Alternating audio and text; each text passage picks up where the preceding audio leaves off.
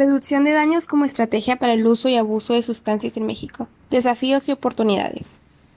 El propósito de este artículo es documentar las bases del modelo de reducción de daños y el impacto en el panorama epidemiológico y el uso de sustancias.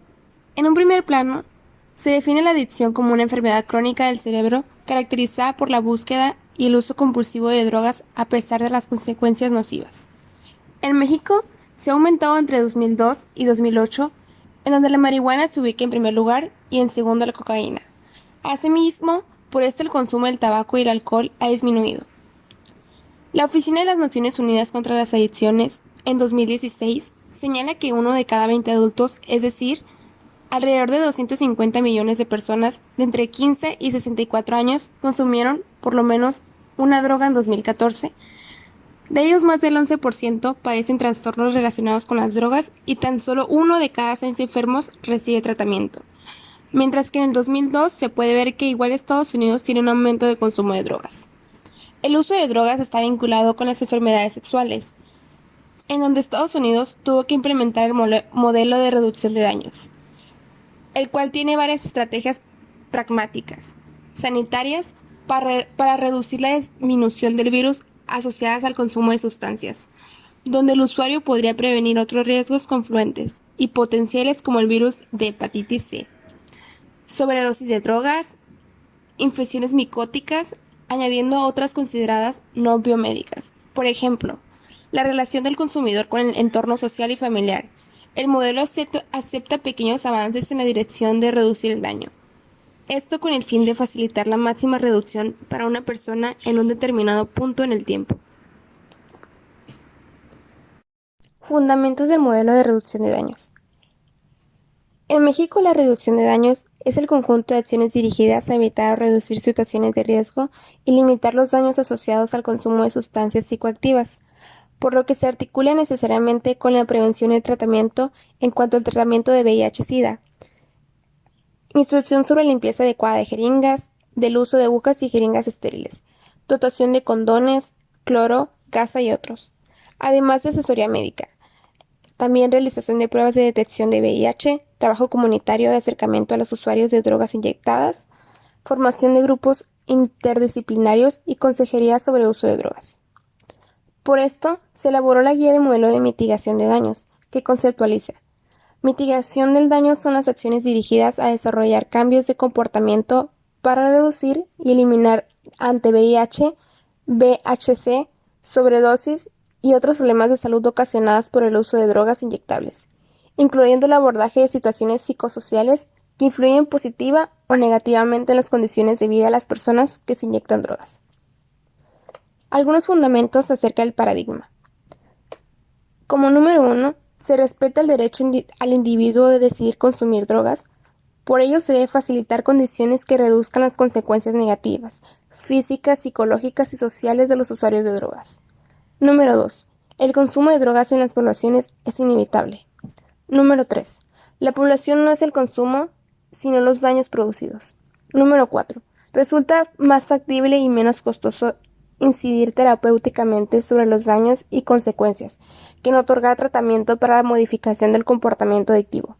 Y número 5. La meta primordial no es la abstinencia ni la desintoxicación, sino la disminución de las inherentes consecuencias de dicha dependencia. El modelo es causa de controversia en varios sectores de la sociedad por la respuesta al fenómeno de las adicciones. El modelo entiende que las epidemias de adicción a sustancias no son únicamente debidas a la decisión personal de los sujetos a ser adictivos, sino a procesos modernizadores que han generado grandes cambios a ciertos sectores de la sociedad. La coyuntura entre el cuidado de la salud y el consumo de drogas exige reflexibilidad y replanteamiento en torno a los principios disciplinarios que se traducen en concepciones homogénicas sobre la salud, que no necesariamente representan la realidad experiencial de los usuarios de drogas. En la perspectiva de reducción de daños, la percepción y análisis de los riesgos son ejes esenciales. Estos abordan la experiencia del consumo desde las teorías de acción nacional que consideran al menos 4 componentes: la decisión, la inevitabilidad del riesgo, la contingencia contenida en la decisión, ya que todo esto implica algún daño, y el orden ético. El término de daño que desea las ciencias de la salud del consumo de drogas se concibe como una actividad de modo invariable. Resultará un autodaño, asumido como la enfermedad, lo que resulta problemático ya que no visualiza otras posibles relaciones. Esas como las terapéuticas con las drogas. Se reconocen dos situaciones de consumo de sustancias, esas que están asociadas al riesgo. Por un lado, sujetos que deciden consumir drogas sabiendo los riesgos que éstas pueden presentar, y por otro lado, una experiencia imprescindible para el consumidor que se pone en peligro debido a la decisión que lo rebasa. La reducción de daños no supone la abstinencia de sustancias. Es un hecho que una de las metas potenciales al finalizar la atención, mientras que los otros médicos o métodos sí existen la abstinencia. Para estos no cumplen en sus propósitos. También se considera que la noción de la adicción es una enfermedad un poco ambigua. Desafíos. En la última sesión especial de la Asamblea General de las Naciones Unidas, en abril del 2016, se emitió una resolución firmada por todos los países miembros, incluidos en estos México, en donde la mayoría de los países se pronunciaron a favor de trabajar en acciones orientadas a la salud y la protección de los derechos humanos más que la penalización de los usuarios.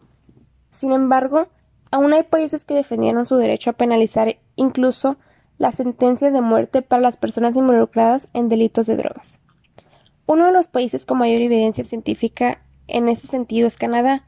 Gracias a los sitios de inyección segura en los últimos 15 años, la prevalencia de personas con parten jeringas bajó de 40% en 1996 a 2% en 2011, y la cantidad de personas que usan drogas inyectables también es menor. A pesar de que en los últimos 10 años la accesibilidad de precios y de drogas no han disminuido. A pesar de fuerte evidencia científica, recomendaciones internacionales y los beneficios para la salud, aún no existe una relación entre esto y las leyes públicas y políticas. En la mayoría de los países, incluso en los países que destinan recursos, estos a implementar programas de reducción de daños persisten con problemas de congruencia. Las tendencias actuales se enfocan en trabajar con la población a fin de disminuir la demanda.